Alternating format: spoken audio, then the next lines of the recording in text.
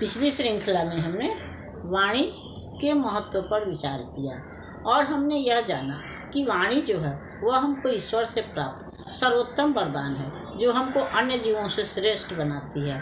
और अगर इसका हम सोच समझ के प्रयोग करते हैं तो यह हमको उन्नति के शिखर पर ले जाती है।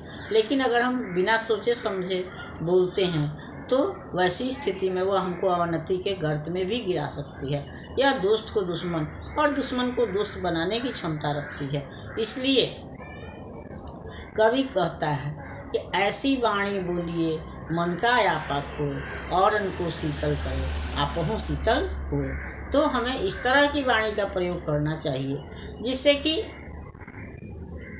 दूसरा भी खुश रहे और हम भी खुश रहें। शीतल का मतलब ठंडा है, लेकिन वाणी से शीतल होने का मतलब है कि हम किसी बात को, जैसे संगीत सुन करके हम खुश होते हैं, लेकिन वही जब शोर सुनते हैं तो हमारे अंदर बेचैनी उत्पन्न होती है। स्वर तो दोनों ही होता है। उसी तरह से अगर हम अच्छी बात सुनते हैं या मधुर वाणी सुनते हैं तो हमारे अंदर प्रेम की भावना उत्पन्न होती है, खुशी उत्पन्न होती है।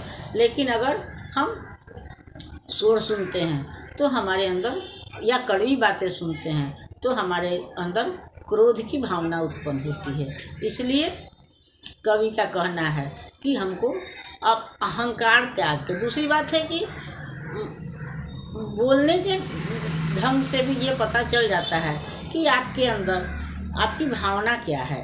आपके वाणी की का प्रयोग जो है वह बता देता है कि आपके अंदर अहंकार है, प्रेम है, क्रोध है या घृणा है, तिरस्कार है।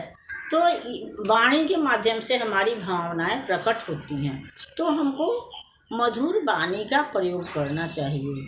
और अगर हमारा हृदय साफ है तो हमारी आवाज़ भी हो वह सरस होगी, वह दूसरे को खुशी प्रदान करेगी। और अगर हमारा हृदय, हमारे अंदर कलुषित विचार हैं, द्वेष है, घृणा है, तो वैसी स्थिति में हमारी वाणी में तीखापन होगा, वह जो सुनने वाले को भी तीखी लगेगी या उसको दुखित करेगी। इसलिए हमको अपनी वाणी का प्रयोग सोच समझ के करना चाहिए, या अपने अंदर के अहंकार को मार करके किसी से हम बात करें तो यह सोच करके करें कि हमारी बात से अगला सुखी हो, वह खुश हो, न कि उसको दुख पहुँचे।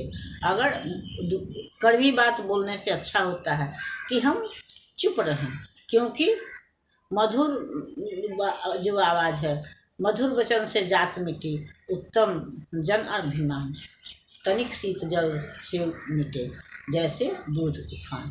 इस पर हम अगली श्रृंखला में विचार करेंगे।